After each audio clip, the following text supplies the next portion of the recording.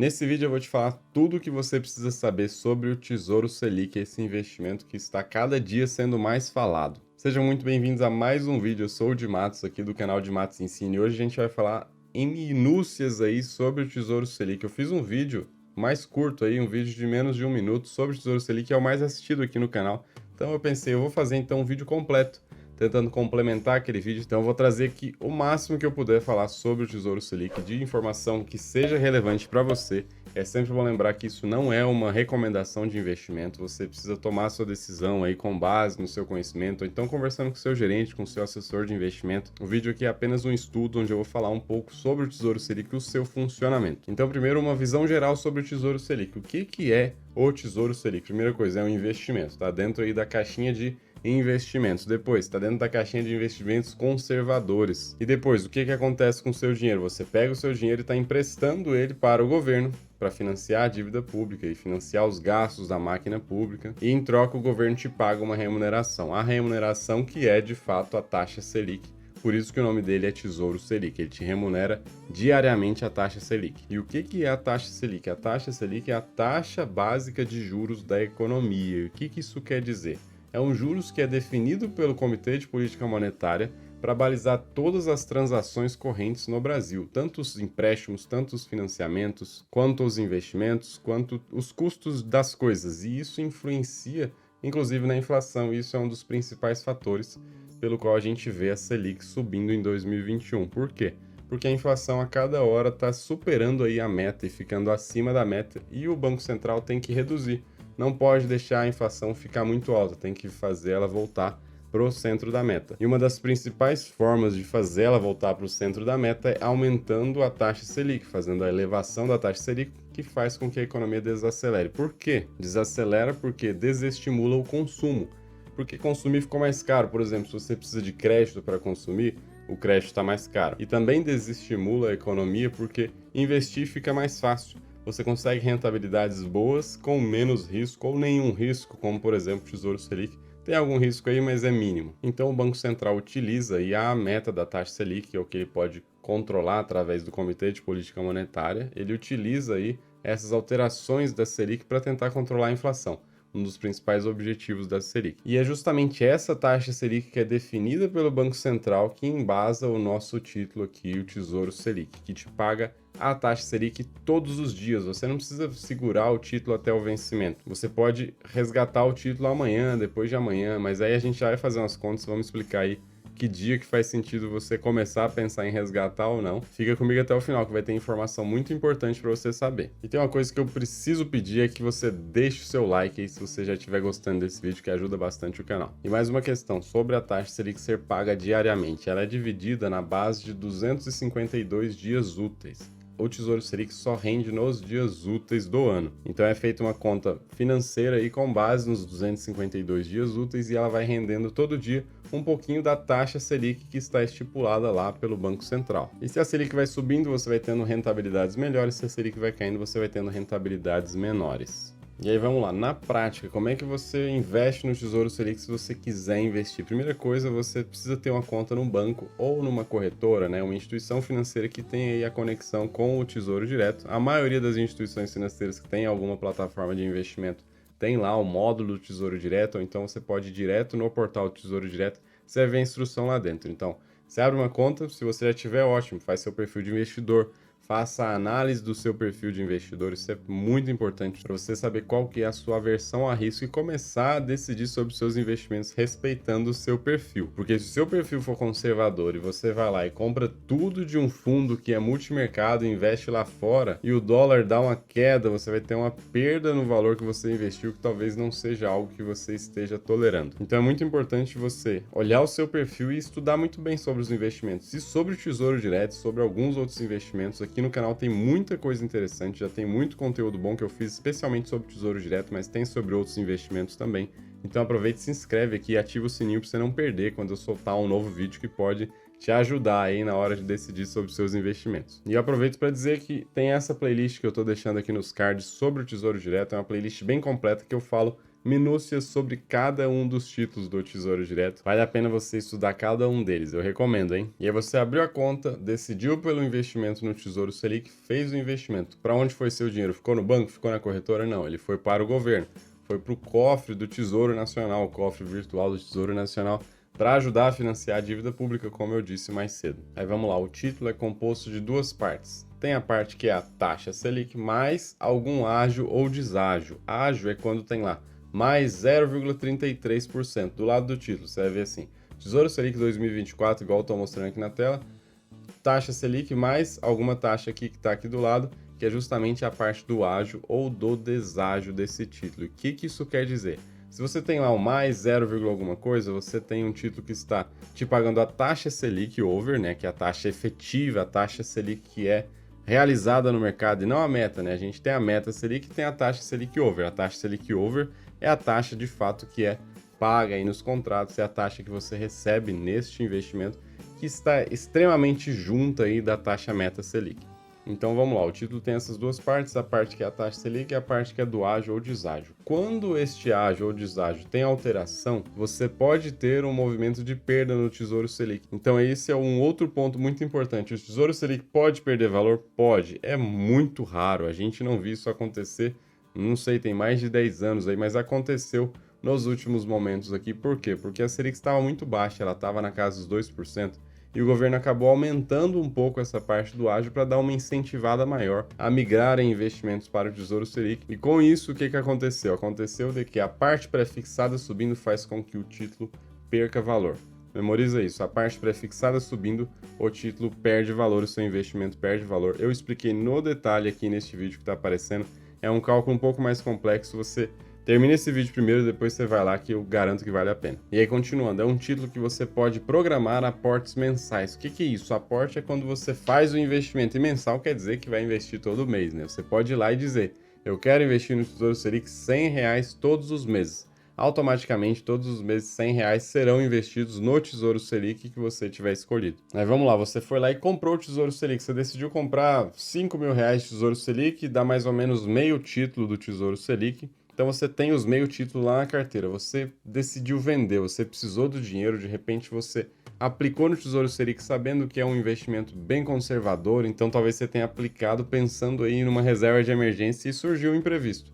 Você precisa resgatar aquele valor, você precisa resgatar, aqui é a pergunta que eu faço, você precisa resgatar o 0,5 título que você comprou, aquele meio título? Não, você pode resgatar frações do título, então, por exemplo, 1% do título. E é importante lembrar que se você vai investir, você pode comprar no mínimo, né? O menor valor que você pode comprar é R$30, não dá para comprar menos que R$30. Só que, se o título estiver custando R$11.000, 1% dele vai ser R$100. Então, o mínimo que você vai poder investir são os R$100, porque 1% é a fração mínima do título. Então, voltando àquela história, se você tem meio título que você comprou, mais ou menos R$5.000, você quer vender só uma parte, você pode vender 1%.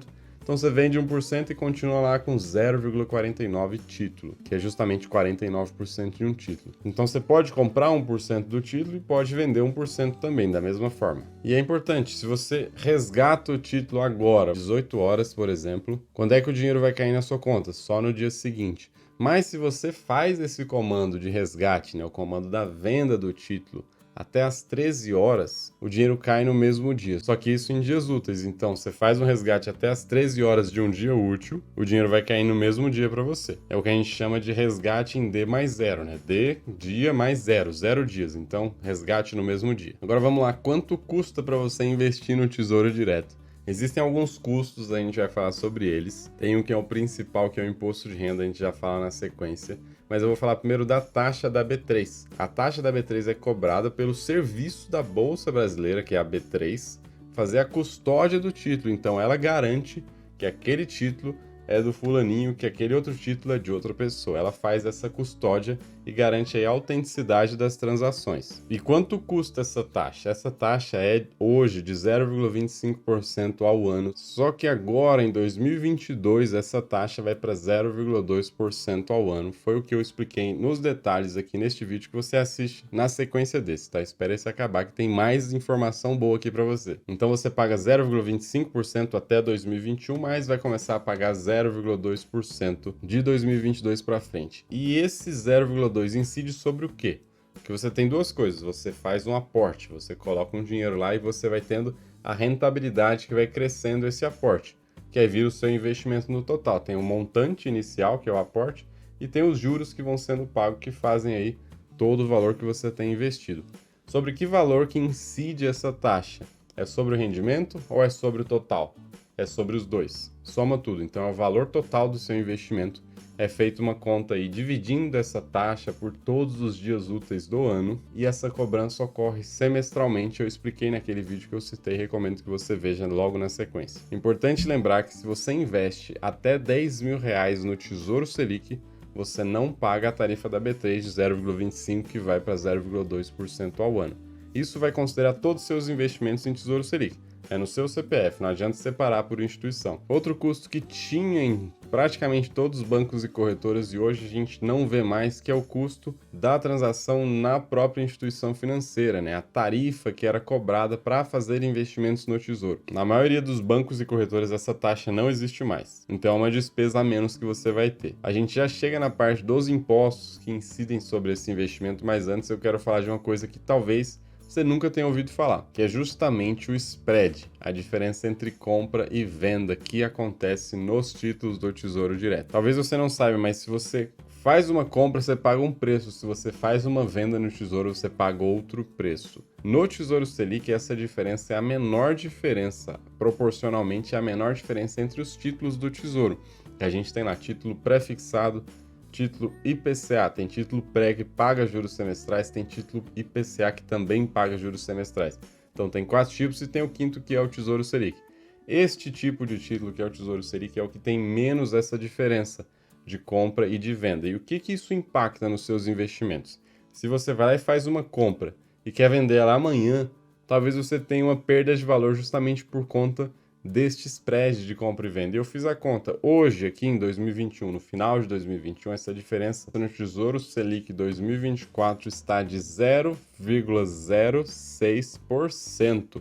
Isso quer dizer R$ 6 para cada R$ 10.000 investidos. Então, você investe R$ 10.000, se você for vender, você está perdendo R$ 6.